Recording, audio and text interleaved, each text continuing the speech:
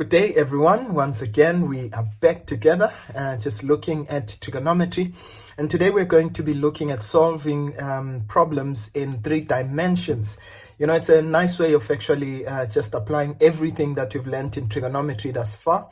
So if you are new to the channel, just please just hit that subscribe button. Hey, do it now, okay?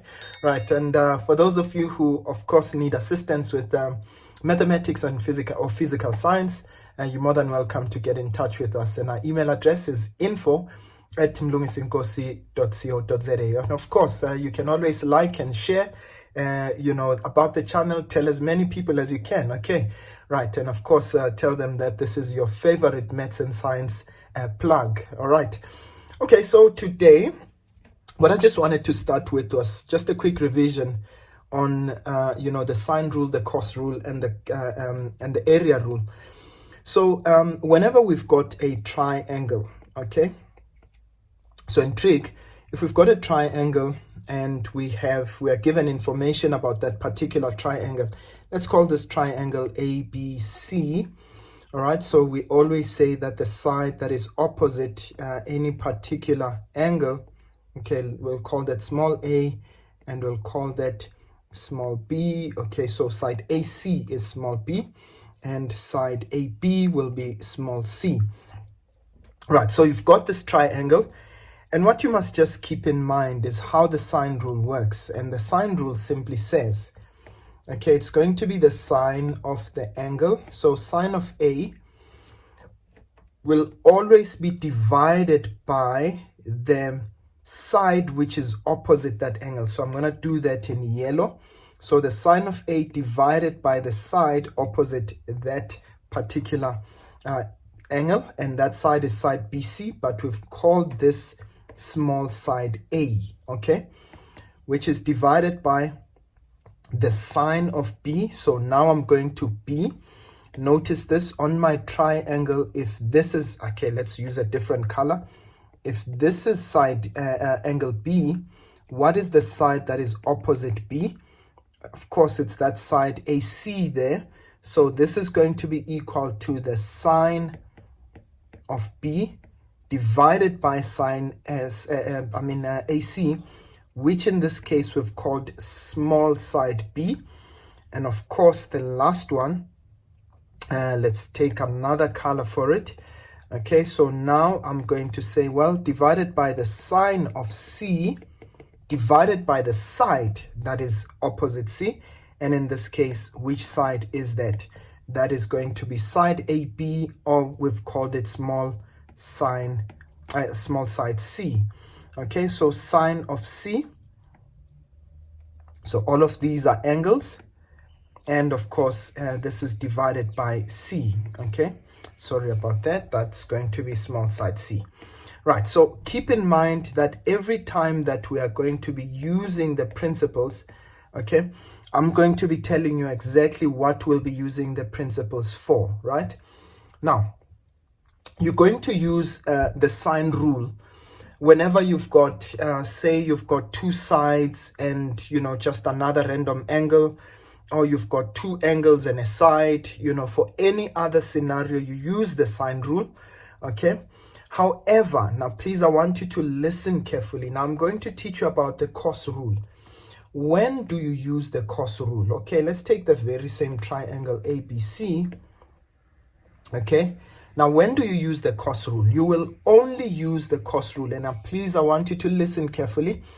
When you've got 2 sides, okay, now when I give you 2 sides, but in particular, with the angle between those 2 sides. So in this case, if I give you side AB and side BC, what is the angle between them? It's going to be angle B, right? Now, if I had given you, let me just mark them in red. If I had given you side AB and side AC, what would be the angle that I would have to give you in order to use the sine rule? In that case, it would be angle A. Can you see that? Nah? So in this case, please, I want you to always note, when do you use the cos rule? You only use the cos rule when you've got 2 sides and an included angle. And by the way, that will also be applicable when you use the area rule as well. okay? And the cos rule is quite simple, and I want you to please note. Now we've called these sides, okay, so we had called this side A, we've called this side B, and we've called this side C. Right, and the cos rule is as simple as follows. It simply says, when I've got two sides and an included angle, suppose we were given AB and we're given BC, and we've called this side A and side C, right? So if we were given those, we would be now looking for side B. And in this case, if we're looking for side B, then we would use the area rule, the cos rule, and say B squared, now note, is equal to A squared, the other two sides that you are given. So this is going to be A squared plus C squared. Can you see that? C squared minus 2 times, again, the same side, 2AC, okay? And the cos of the included angle. So remember, which side am I looking for? I'm looking for B squared. So it's going to be this side and that side, all right? And the cos of the included angle, and this would be the cos of angle B, all right? So obviously, if we're looking for the other sides, if I was looking for A squared, notice it's going to be the other two sides. This is going to be B squared plus C squared minus 2 times, again, B times C, okay? And it's going to be the cos of the included angle, which is A. So keep in mind, that is what you do all the time. And just another thing to remember, also when it comes to the area rule, all right, so when you find the area of a triangle, if it's not a 90-degree triangle, okay, or even for a 90-degree triangle for that matter, right, again, if I have A, B, and C, all right, so I know this would be small a, small b, and that's small b rather, and the other one is small letter C, okay.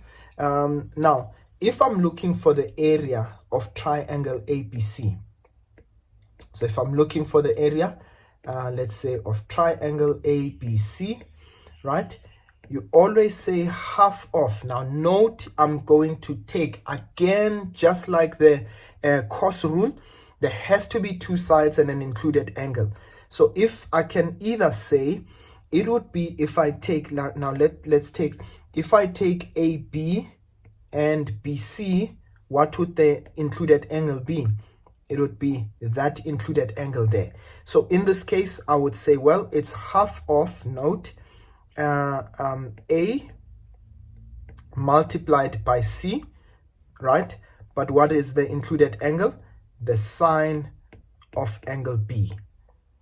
That's the angle in between them. Of course, you can always use the other sides. This is the same as saying half of B multiplied by C. All right, so if I take those, let me mark them in green. If I take B and C, right, what would be the angle in between them? It would be that small angle A, right? So that would be the sine of angle A. And of course, lastly, if I take half of, so which one did I not do? So we said AC. Okay, so this is AB, right? So if I say half of AB, of course, let me mark them in blue. If I say AB, so in this case, I would say A times B. What's the included angle between that? Of course, it's angle C. So in that case, that would be the sine of C.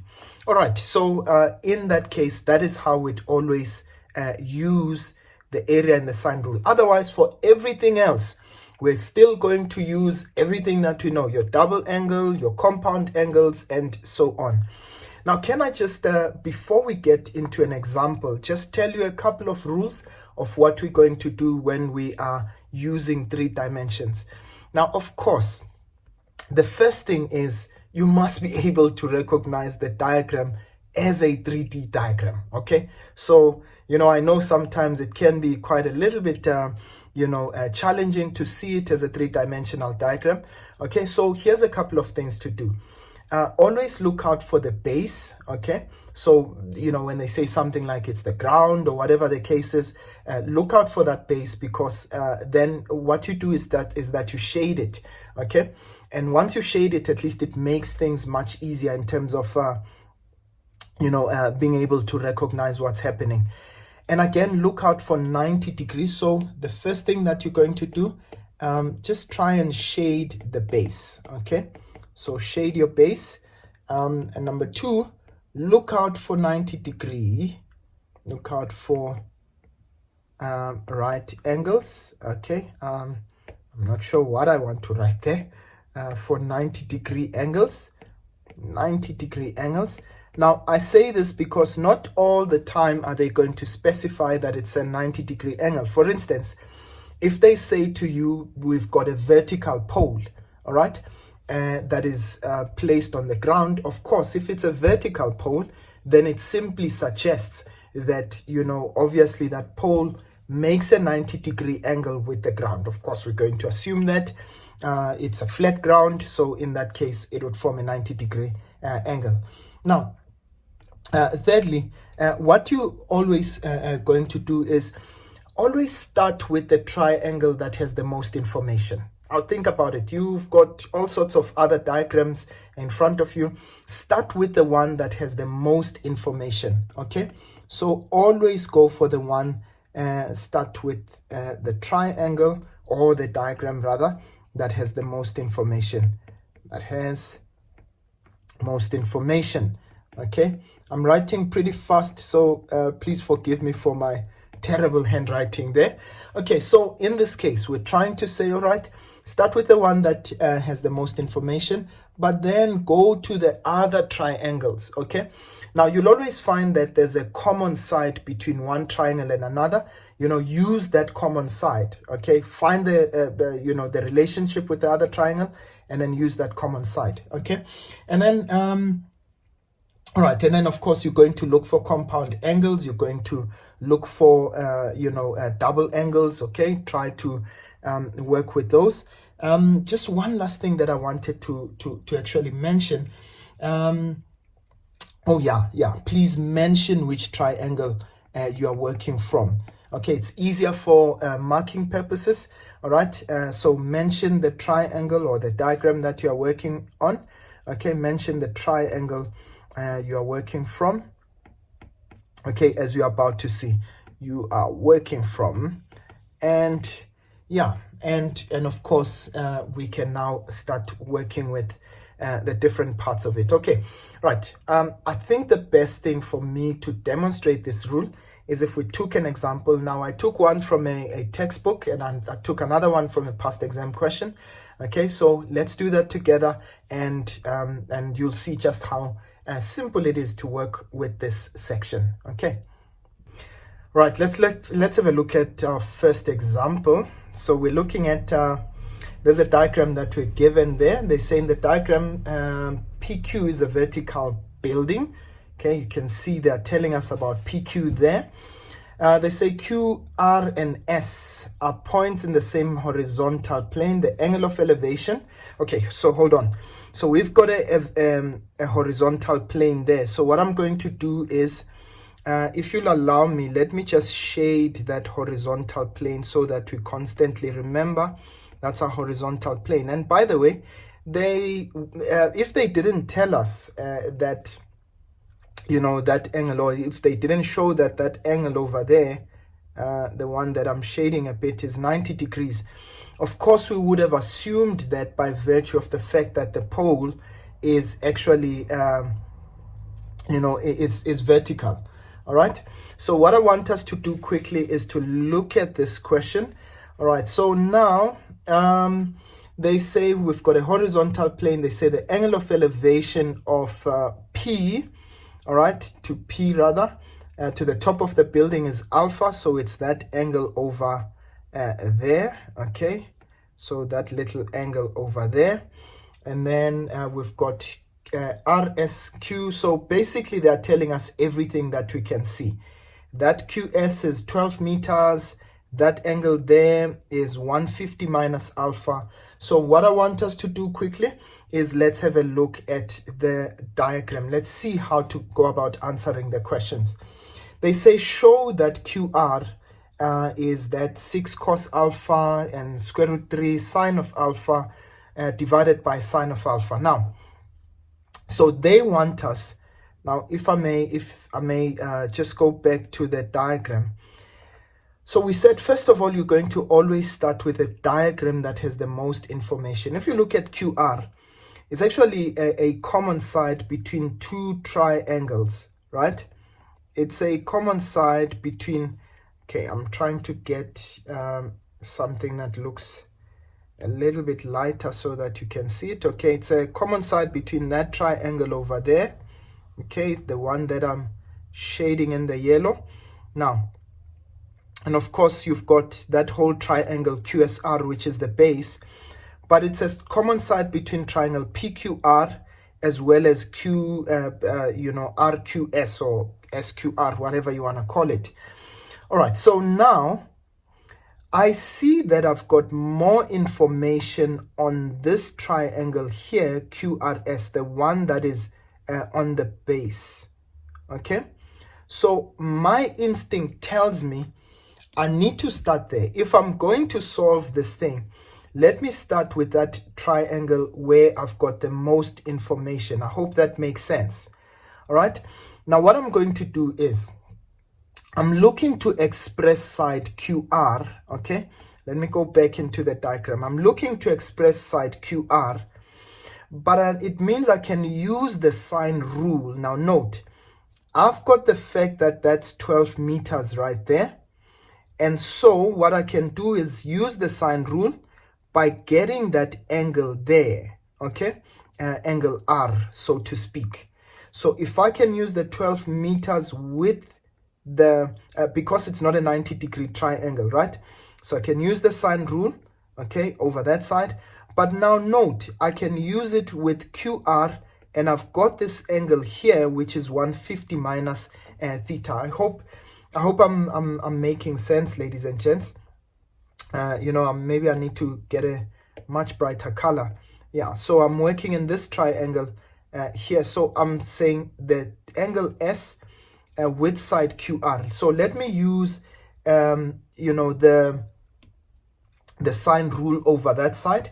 So now let's start with that. Okay, right. So I'm going to say, well, in triangle, now remember, in triangle QRS, okay, so I'm telling the examiner, okay, which triangle I'm working on. In triangle QRS, in fact, let me find that angle R first. Okay, so I know that angle Q plus angle R plus angle S, okay. You can give them the different names, but I just chose to give them the names Q, R, and S, right? The angles. Those three angles are equal to 180. And why is that? This is the sum of angles on a triangle, okay? So we know that the sum of angles on a triangle are equal to 180. So I know angle Q, they told me that's 30 degrees. Angle R is the one that I'm looking for. But angle S in this case is 150 minus alpha. And we know all of these are equal to 180, right? So now what happens is I've got two common sides there. In this case, I've got 30 plus 150, which would be 180 plus R minus alpha is equal to 180. And what I notice is that those two can cancel each other. So angle R is actually equal to alpha. So it means that angle over there, angle R, okay, if I may go back to the diagram. So angle R is actually equal to alpha. Okay, right, let me just take a darker color. So that angle there is actually equal to alpha. I hope that makes sense, ladies and gents. So now we found out that that angle is equal to alpha. So now I can work with the triangle, all right? Now I can simply say, well, the sine of, now note, I'm looking for QR. In fact, let me start with that. QR divided by sine S. Remember, we always take the side divided by the angle opposite that side, okay? The sine of the angle opposite that side. And I'm going to now take the 12 meters divided by the angle opposite that side, which is now angle alpha. Okay, so I'm going to do that, and I'm still working in triangle QRS. So it means that QR, and by the way, it doesn't matter what you start with. So I can say QR divided by the sine of the angle opposite that. Okay, so the angle opposite QR is angle S, all right, and that's 150 minus alpha. So that's the sine of 150 minus alpha, okay, is equal to, all right, so now it's going to be 12. So I'm taking the side, which is 12 side QS rather. In fact, let me write side QS first so that you can follow what I'm doing, divided by the sine of the angle which is opposite that, which is alpha, the angle that we found, which is angle R. Okay, so I'm going to start with that. So now let's just try to work with this. So QR over the sine of 150 minus alpha is equal to QS. Remember, QS, we said it's 12 divided by the sine of alpha. Now please remember that alpha is angle R, we said, right? Okay, now let's try and simplify this. So this is now going to give us QR. Remember, they said we must prove what QR is. So if I cross multiply, I'm going to cross multiply that with that. So it's going to be 12 the sine of 150 minus alpha divided by sine of alpha. So in this case, what I did is that obviously I cross multiplied, but in this case I just want QR to be left on the side. So I left, just took that, multiplied it with that, and I leave it as is, right? And you can cross multiply and divide afterwards. It's really up to you. So in this case, I'm going to say, so this is going to become 12, okay? And now when I look at sine of 150 minus alpha, of course, that's a compound angle, right? If you want to, you can work with it as is. Alternatively, you can just say 180 minus that whole angle. And remember that sine of 180 minus any angle will still be itself, right? In fact, let me do exactly that. So this is going to be the sine of, so I'm just going to say 180 minus that whole thing, that's 150 minus alpha, okay, right? Remember, the sine of 180 minus anything would still be itself, okay, according to, because that would be in the second quadrant and sine is positive there. So this is over sine of alpha. So this would be 12 the sine of, now if I take this, so this would be inside, that's 180 minus 150, which is going to be 30, okay, plus, now note this is now going to be 30 plus alpha divided by the sine of alpha. I'm sure you can already see that that is going to give us, in this case, a special angle. So let's work with that. So this is going to be 12 multiplied by, now let's go to that compound angle. So this is going to be sine of 30, okay, cos of alpha plus cos of 30 sine of alpha, okay, right, and divide all of that by the sine of alpha. All right, and what do we have? We've got 12. Now sine of 30, remember that's going to be 1 over 2. That's a special angle, right? So sine 30 is 1 over 2. And then cos alpha, okay, plus, in this case, cos of 30 is root 3 over 2. You can work that out from special angles for yourself, right? Sine of alpha, okay, divided by the sine of theta, okay, sine of alpha rather. Okay, so I see there I've got, a half as a common factor there. So if I can take out a half as a common factor, I have 12 times 1 over 2, okay, which is going to be cos of alpha plus rather root 3 sine of alpha. Okay, right, so what we've done there is obviously to take out a half as a common factor, and all of that divided by the sine of alpha. I'm sure you can already see how 12 times half will give us 6. All right, and inside we've got cos alpha plus root 3 sine of alpha, okay, and divided by the sine of alpha. Of course, this is what we were asked to prove. Okay, let's go back. Okay, that's exactly what we were asked to prove for QR. I hope you can see that, ladies and gents.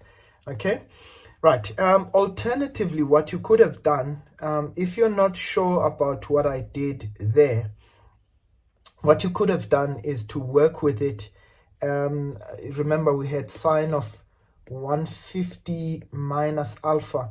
So what you could do is just expand it and say sine of 150, I don't know why I put it in brackets, as sine of minus alpha, sorry, not minus alpha, rather, sine of 150 sine alpha, not sine, rather. Here am I making some silly mistakes here. So you'd say sine of 150 cos of alpha. All right, and remember for the compound angle of sine, when you've got a minus sign there, you'll have a minus sign here, and this would be cos of 150 sine of alpha. And so what you could do is use the reduction formula. 150 is the same as 180 minus 30. Okay, so use the reduction formula there. So this would be the sine of 180 minus 30, okay, cos of alpha minus the cos of, again, it would be 180 minus 30, okay, the sine of alpha. And I can assure you, ladies and gents, whether you took this route, okay, to expand that, the one at the top there, okay, you would have actually gotten to the very same answer. All right, I hope that is perfectly understandable. Right, now let's go to the second question. Unfortunately, I just have to keep toggling around that. So they say hence. Now remember, the moment they say hence to you, it means that you must use the previous result to answer the next thing. Okay, right, so in this case, they say hence, show that PQ, the height PQ of the building is given by, you know, that expression there. Now, you already have in PQ, so which is the angle that, or triangle that would give us PQ? Now, let me go back to the diagram. Look at this. PQ is actually that vertical tower there, okay, or the building. So now what we can do is we can work in this triangle, all right? We can work in this triangle. We know this angle over here is alpha, all right? And now what we can simply do is say, look, we already have a common side QR, and we know an expression for QR, okay? So what I can do is just work with that using my trig ratios. So therefore, this is what I'd say. I'd say, look, I'm looking for the opposite side, and this is a 90-degree triangle. So I'm looking for the opposite side, and I have got an expression for the adjacent side. So which trig ratio would I use? Of course, I'd use the tan of theta, isn't it? Tan of alpha, rather. So the tan of alpha, in this case, would be opposite, which is PQ, divided by adjacent side, which is QR. Okay? And so what I would then do is use that expression that I got for QR, all right, there, all right, and try to find PQ. So perhaps make PQ the subject of the formula. So what I do is cross multiply there and say PQ is equal to QR, the tan of alpha. All right, so let's do that. So I'm going to do that at the bottom there so that you can follow what I'm doing and use that expression there. Okay, right. So now I am going to say, okay, I found, okay, let's go to right at the bottom. Right, so I said for the next question, I know we found PQ to be equal to, right, so I found PQ to be equal to, all right, so they said I must prove actually that PQ is equals to 6 plus 6 square root of 3 10 of alpha. This is what we are working towards, okay?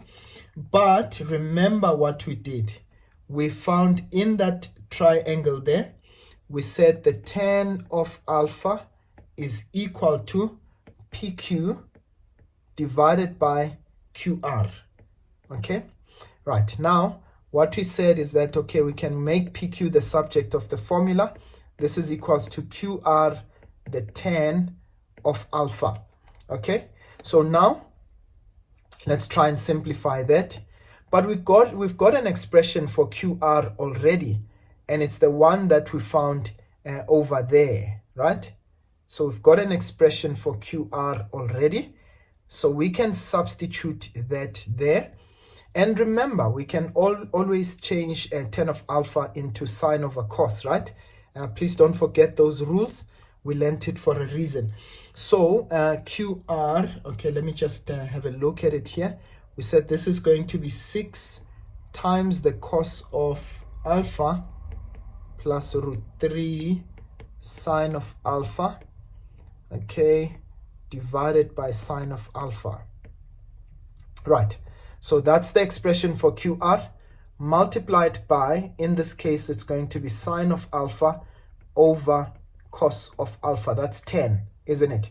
So now what I'm simply going to do is just cancel out on both sides, cancel that sine alpha with that guy over there. All right, and by the way, remember what we are supposed to prove, right? In this case, they had told us that yeah, so this is going to be PQ is equal to, now because we've cancelled that there, we've got cos of theta at the bottom. So in this case, what I can do to simplify, this would be 6 cos alpha rather, if I expand that, plus root 3 sine of alpha divided by cos of alpha. Now, of course, what can you do? Of course, this cos alpha, okay, maybe not to confuse you, cos of alpha over cos alpha. So I'm separating the two terms there. Root 3 sine of alpha over cos of alpha. And have a look at this. What happens now? That guy cancels with that. So at the end of the day, I've got 6 plus root 3. But remember, what is sine alpha over cos alpha? This will be the 10 of alpha. And this is what they had asked us to prove. Okay. They had asked us to prove exactly that. Okay. Right. In fact, I almost made a mistake there. I see I made a huge error.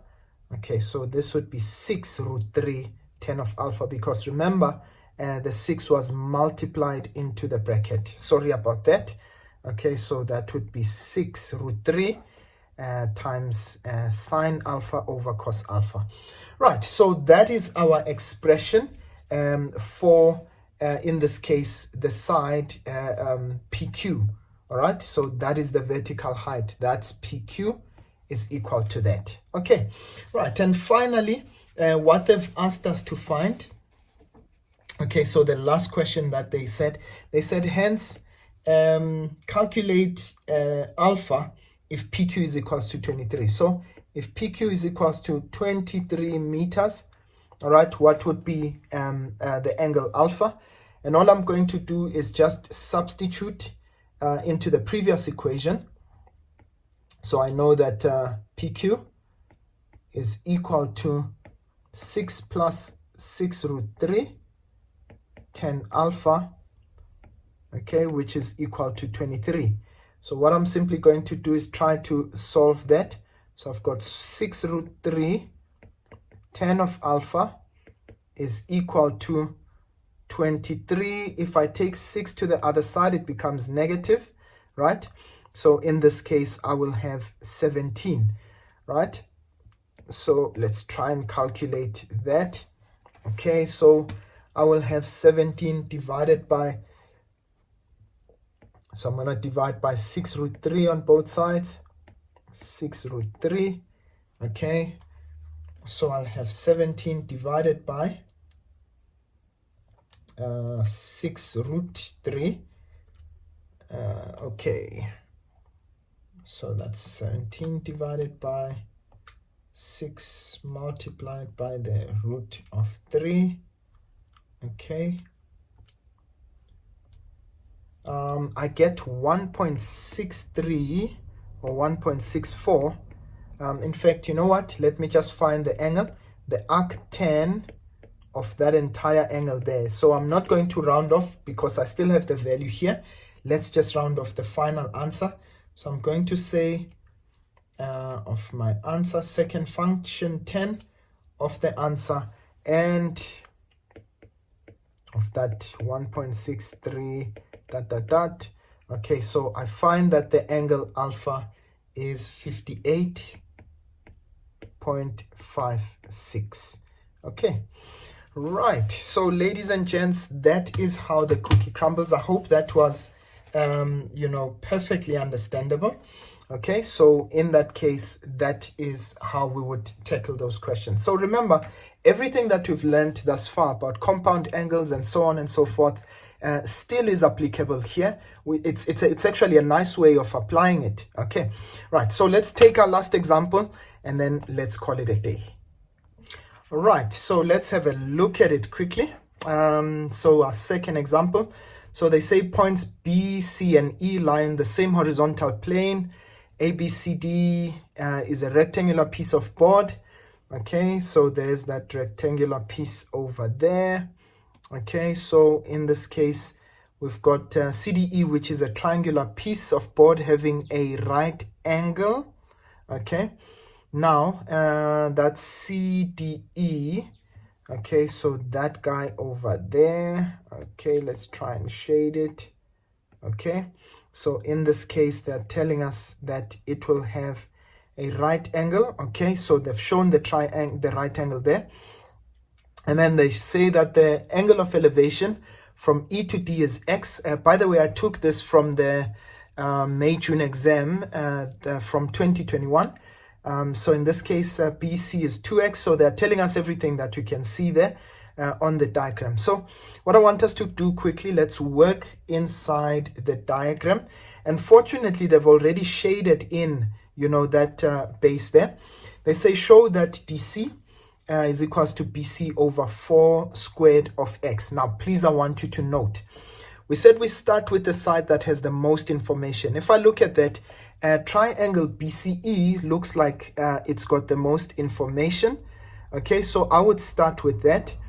And then, because I'm looking for DC, now please, I want you to note, because I'm looking for DC rather, I am now going to take the next triangle that has the most information, and it's this triangle over here. Okay, I'm going to use it to express DC, but of course, my first point of departure would be to work in this triangle because it's got the most information. So remember, every time you take a triangle that has the most information and then work your way towards the triangle or the place where you actually want information from. Okay, right, so now let's have a look at it. So I'm just simply going to say, right, let's just go back a little bit. So I'm going to say in triangle BCE, all right, please listen carefully.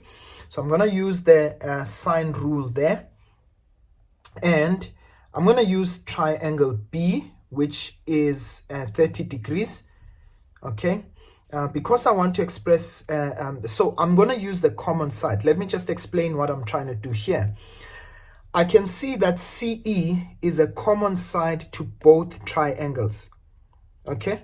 So that CE value side there is common to both triangles. So I'm going to try to express CE in this triangle here, and then I'm going to use CE in the next triangle, okay? So I hope you can understand that. I'm using the one that has the most information, and then so let's try and find side CE first, and then we'll work our way into into triangle DCE.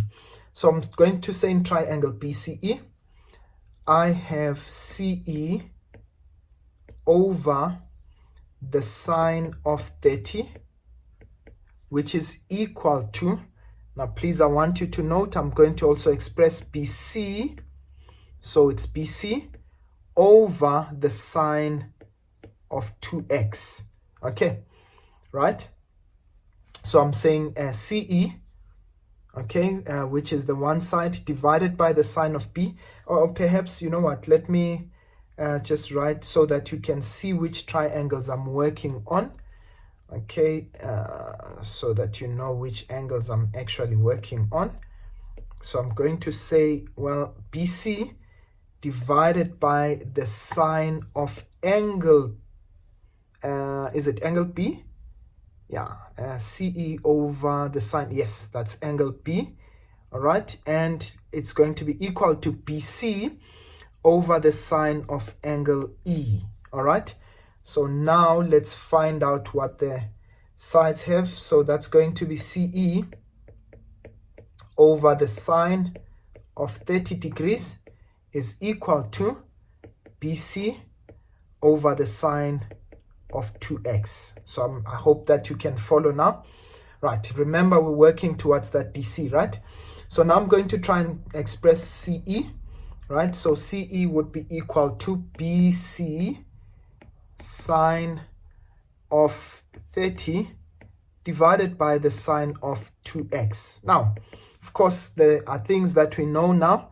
We know that BC, the sine of 30 is actually 1 over 2. That's a special angle, okay? So we know that's going to be 1 over 2 divided by 2 sine x cos x. Of course, that's a double angle of sine there. Let's try and simplify this. So what I'm going to do is maybe try to get rid of that half at the top there. So I'm going to multiply by 2, and so multiply by 2 there. So that cancels with that. So I actually have BC over 4 sine x cos of x. I hope that you can understand that. Now, I've got an expression for CE. Now let's do this. Now let's go into our second triangle, and which is now triangle DCE. Okay, this triangle here. I already have an expression for CE, and I want an expression for DC now. So you'll see in triangle DCE, right, let me just write it on the side here. In triangle DCE, okay, I can see it's a 90-degree triangle. So let me not complicate it for myself.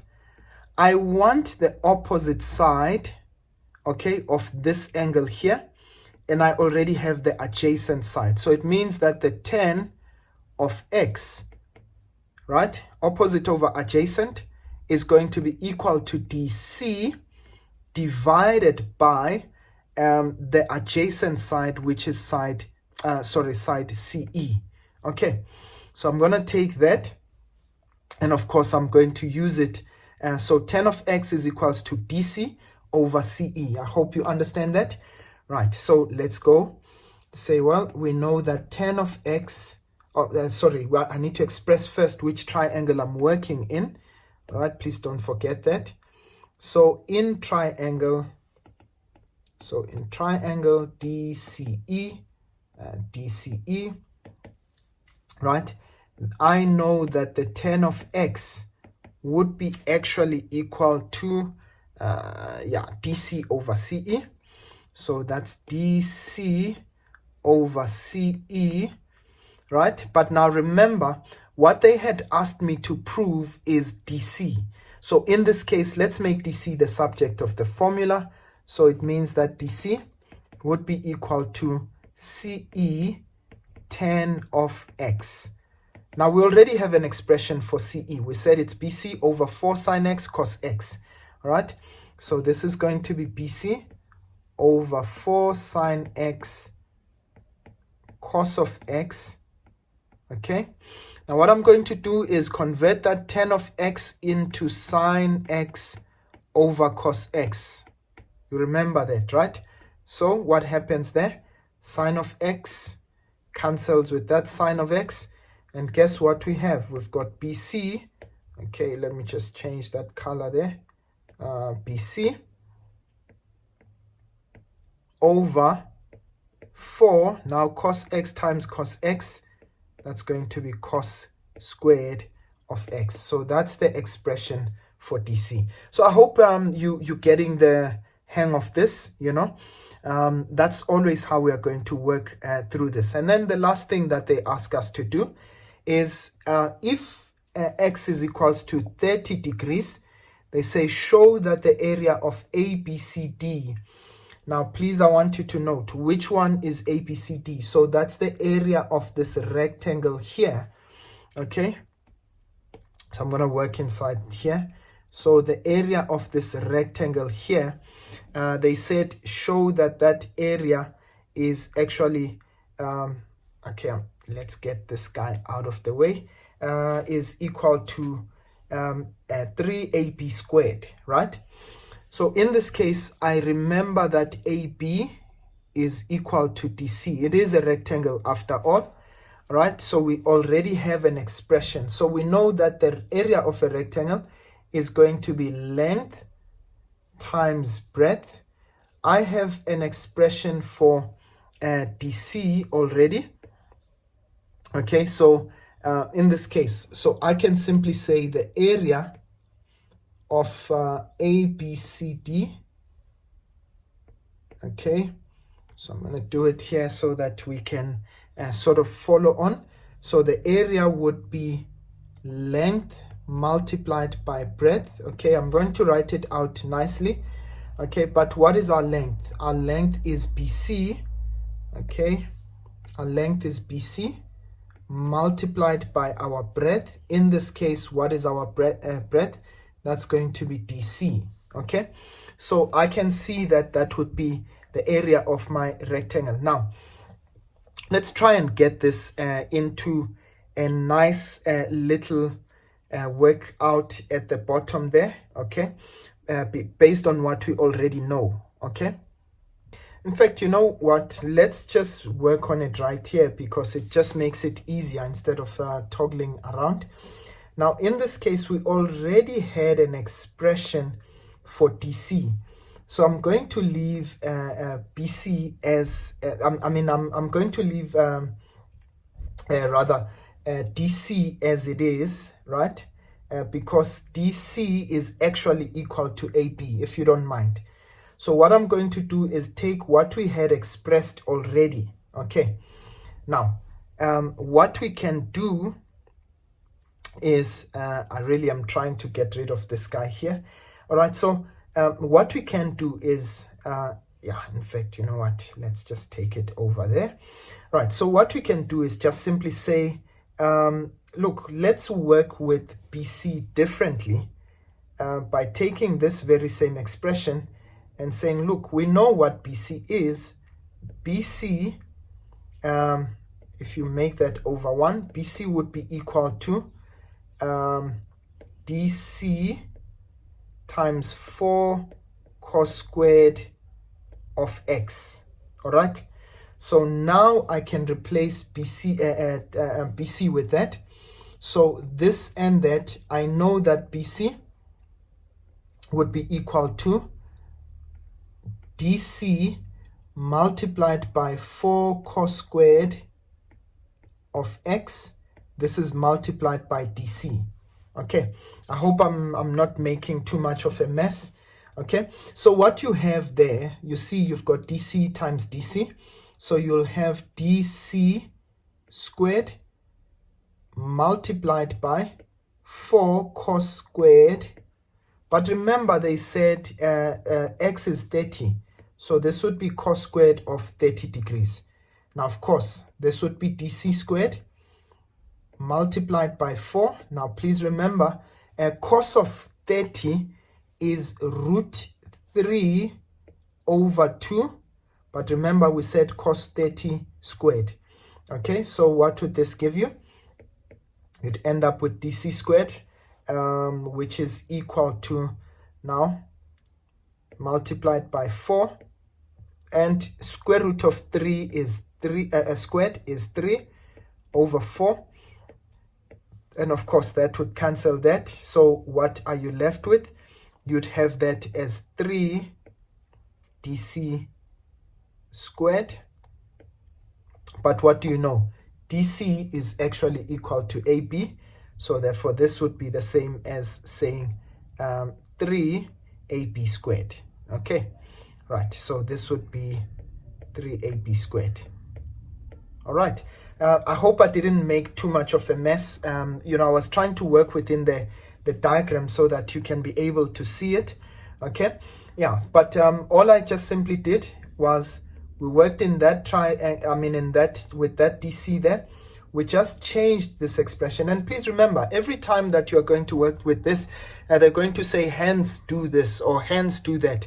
And that always makes it easier for you to, therefore, hence, just work with the different expressions.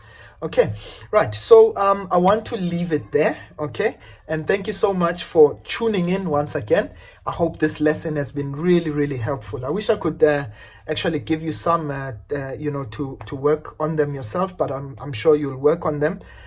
You'll find past exam questions that you can work on. All right, and so I want to leave our lesson here.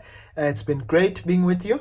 Thank you so much for tuning in, and please don't forget to subscribe, like, share, tell as many people about our channel, and we'll continue to serve you with the best when it comes to maths and science. Otherwise, from me for now, I'll see you guys next time. Sharp, sharp.